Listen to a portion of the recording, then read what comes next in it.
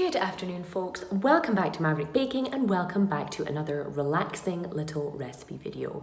Today, I'm very happy to bring you, thanks to the request of a lovely viewer, a recipe for a burnt Basque style cheesecake.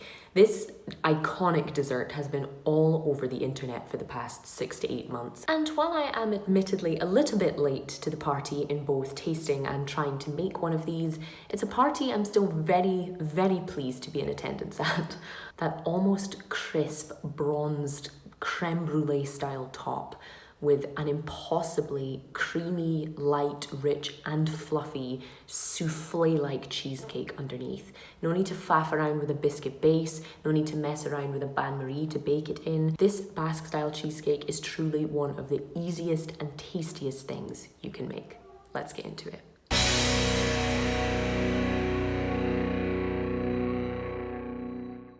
Unsurprisingly, our cheesecake recipe begins with cheese. I used some delicious mascarpone cheese that I found in my local shop, but you could also use cream cheese if that's easier for you. To this I added just a small amount of granulated sugar. You can also use castor if that's easier. And you're just going to want to kind of mix this together. You don't want it to be fluffy or super crazy, just nicely combined.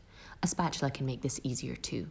Then you're going to want to just add a couple of large eggs, one at a time, and just gently mix those in. Again, you don't need to kind of beat this crazily, just enough that you can get it all combined and relatively smooth and creamy looking.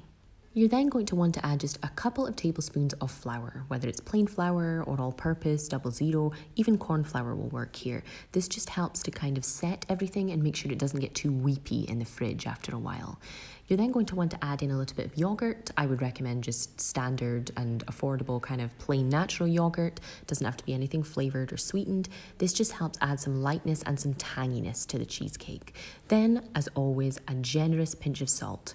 A good rule in baking is always just add a little bit more than you think you need, because seasoning is just as essential in sweet food as it is in savoury. And again, just get your spoon or spatula in there just to mix this all together.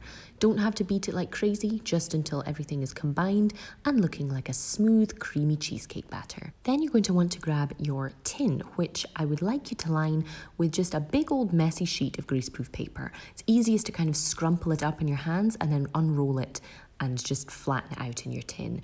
The whole vibe of the Basque cheesecake is to look rustic and unfinished, so don't worry too much about it being neat. Pop your batter in there, pop your cheesecake into a nice super hot preheated oven. It's gonna help us get that nice burnt top. You don't need to add any water or worry about the cheesecake cracking. That kind of burnished top is exactly what you're looking for, and the quick baking time makes this even easier than any other baked cheesecake you'll have tried before. Allow it to cool in the tin for a couple of hours if you have the patience to, before kind of removing it and allowing it to come completely to room temperature.